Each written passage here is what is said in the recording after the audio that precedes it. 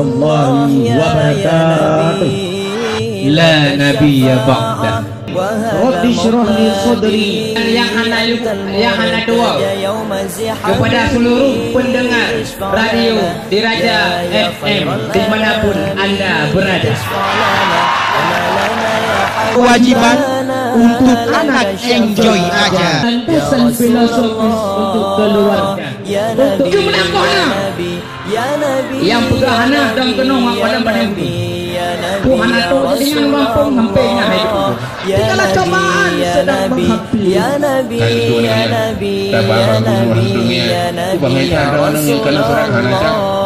Pucang yang pucang. Wa a'adda lahu 'adaban 'azima.